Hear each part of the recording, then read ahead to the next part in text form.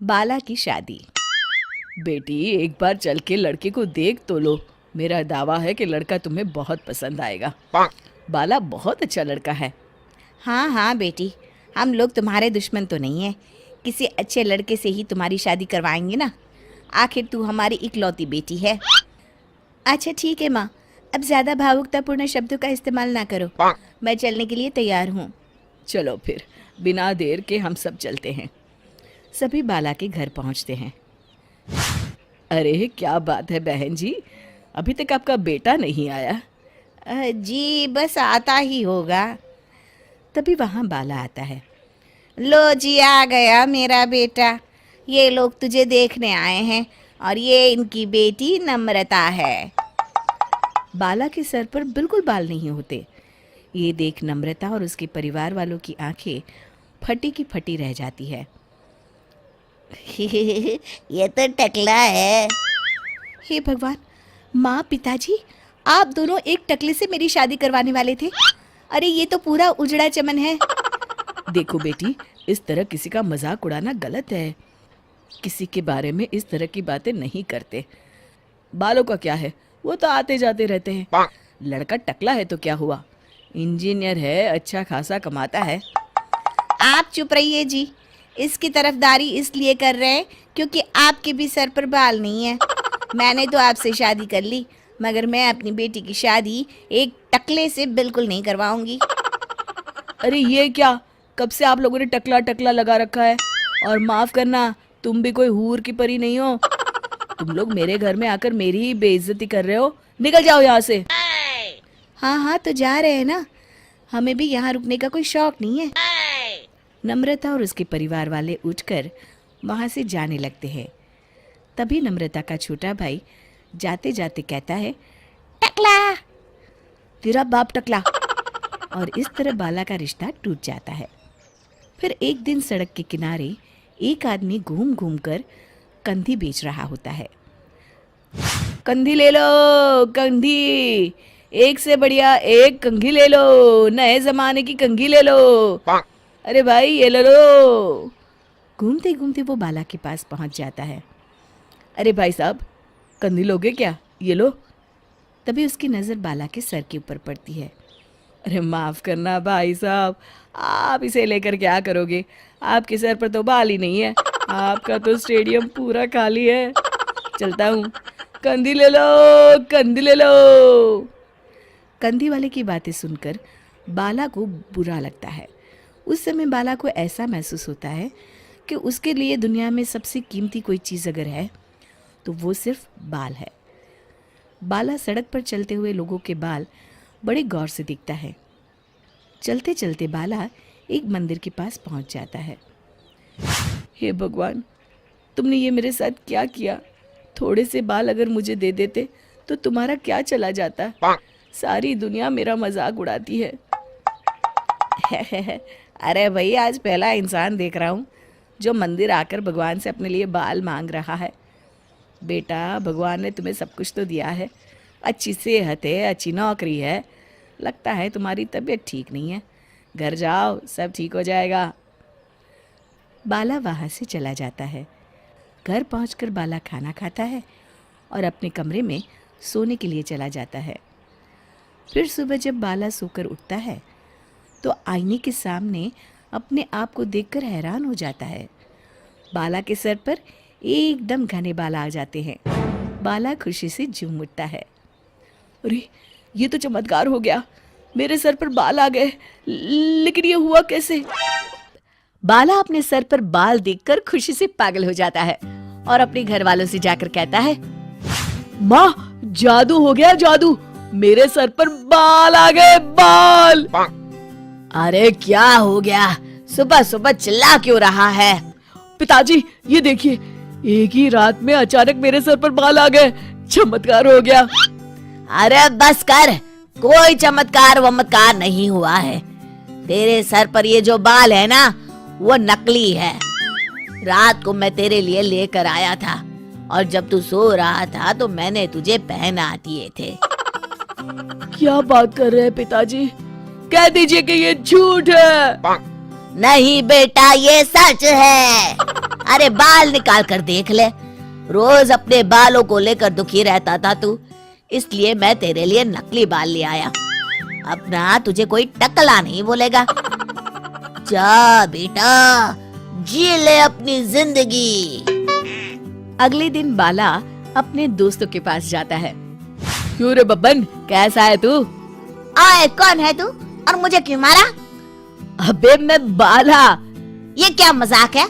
मेरा दोस्त बाला टकला है। एक मिनट, अरे हाँ रे, तू तो बाला है, लेकिन तेरे सर पर अचानक बाल कैसे आ गए, और वो भी इतने सुंदर? सब भोलेनाथ की कृपा है। भाई मुझे देख, काश मेरे ऊपर भोलेनाथ की कृपा हो जाती। अरे कम बालों की वजह से कोई लड़की शादी नहीं कर रही है। हाँ यार, सही कहा, मेरा भी अब तक यही हाल था।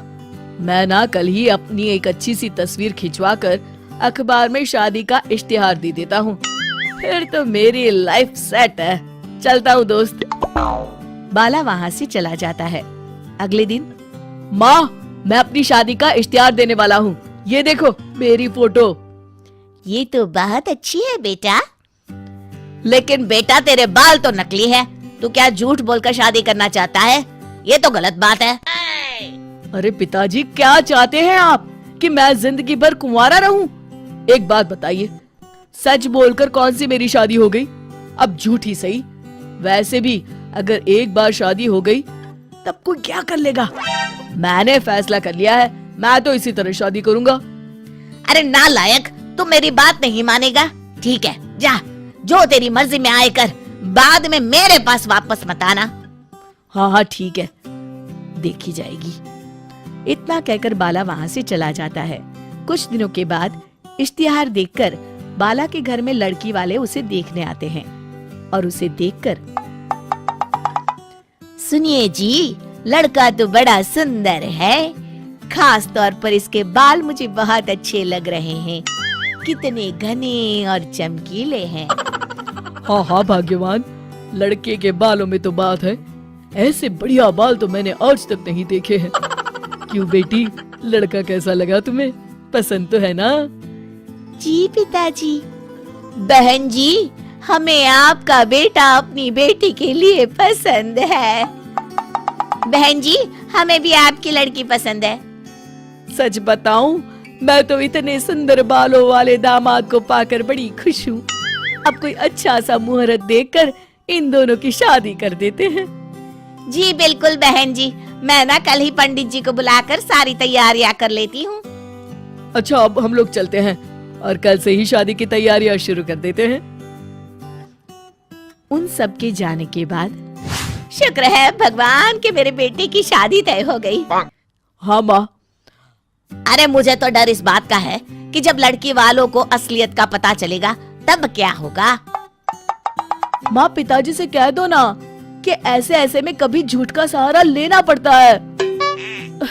मैं अभी बाहर जा रहा हूँ। आखिरकार कुछ दिनों के बाद शादी का दिन आ जाता है। भाई मान गए तुझे और तेरी किस्मत को, कितनी सुंदर बीवी मिली है तुझे। काश मेरे बाल भी तेरे जैसे होते तो मेरी भी किसी सुंदर लड़की से शादी हो जाती। अरे जब से देख रहा हूँ तू सिर्फ मेरे बालों को घूर रहा है। साले मेरे बालों को नजर लगाएगा क्या? चल भाग यहाँ से, जा जाके खाना देख और निकल यहाँ से। बब्बन के जाते ही, जीजा जी, आप तो एकदम हीरो लगते हैं, आपके बाल ना चंकी पांडे जैसे हैं। अबे तुझे मैं चंकी पांडे लगता हूँ क्या? चल भाग यहाँ से।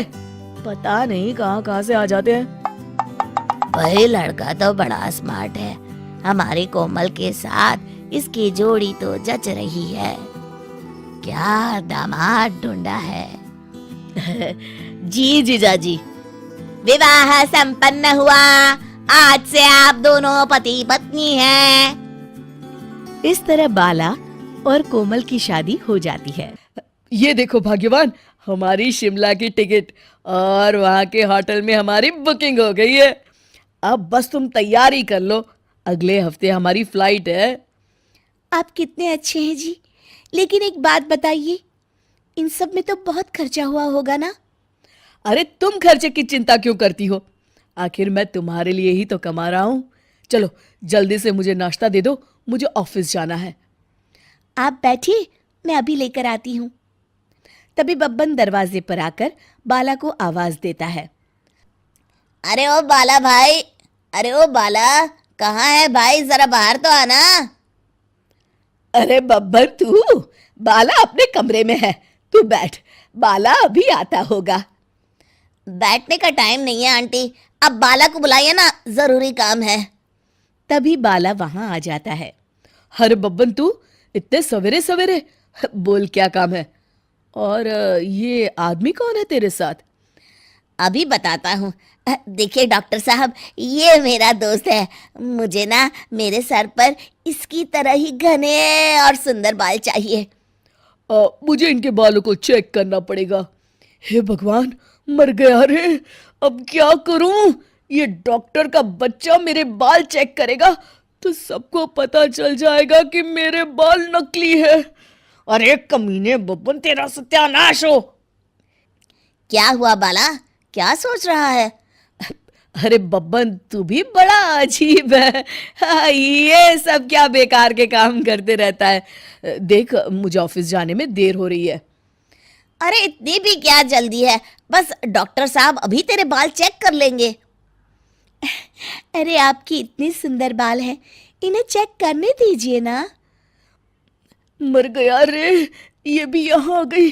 अब तो मैं गया काम से। नहीं नहीं, मुझे अपने बाल नहीं चेक करवाने। तुम जाओ अपने कमरे में। सुनो बब्बन, मुझे लगता है कुछ तो गड़बड़ है। हो ना हो जरूर इसके बाल नकली है और इसीलिए ये इतने नखरे कर रहा है। हाँ डॉक्टर, मुझे भी ऐसा ही लगता है। रुकिए, मैं कुछ करता हूँ। अरे बाला, तू भी यार, इतनी छोटी बात में कितने नखरे कर रहा है। ला, डॉक्टर साहब को अपने बाल दिखा। अरे नहीं नहीं। अरे बस कर, क्या लड़कियों की तरह नखरे कर रहा है। आइए आइए डॉक्टर साहब। अरे नहीं नहीं, दूर हट। खबरदार, अगर किसी ने मेरे बालों को हाथ लगाया है। अरे ये तो हद हो गई, आप सच में बहुत नौटंकी कर रहे हैं। अब तो मुझे सच जानना ही है। बब्बन बाला को पीछे से पकड़ लेता है। डॉक्टर साहब जल्दी आइए। अरे बब्बन छोड़ मुझे, मर गया रे। नहीं, अरे कोई बचाओ मुझे। डॉक्टर बाला के बाल पकड़कर खींच लेता है और बाला के नकली बाल डॉक्टर के हाथों में आ जाते हैं। हे भगवान, ये क्या? मेरा पति तो टकला है। तू तो अभी भी टकला है। अच्छा, तो तू नकली बाल लगाकर सबको उल्लू बना रहा था। हाय हाय, मैं तो मर गई रे, लुट गई रे, बर्बाद हो गई। मेरी शादी एक टकले से हो गई। हाय, अब मैं क्या करूं? अरे भाग्यवान, मेरी बात तो सुनो। कुछ नहीं सुन रहा मुझे।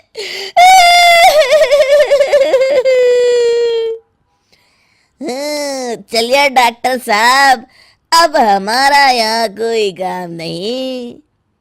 बब्बन वहां से चला जाता है। कोमल अपने मायके वालों को फोन करके उसे ले जाने के लिए कह देती है। अगले दिन कोमल के माता पिता उसे ले जाने आ जाते हैं।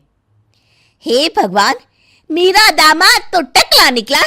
मेरी बेटी की जिंदगी बर्बाद हो गई। आप लोग मुझे माफ कर दीजिए। देखो बेटा, तुम टकले हो इस बात से मुझे कोई ऐतराज नहीं है, लेकिन तुम्हें झूठ बोल के शादी नहीं करनी चाहिए थी। माँ, पिताजी, आप लोग मुझे यहाँ से बस ले चलिए। एक गंजे के साथ मैं अपनी जिंदगी नहीं बिताने वाली।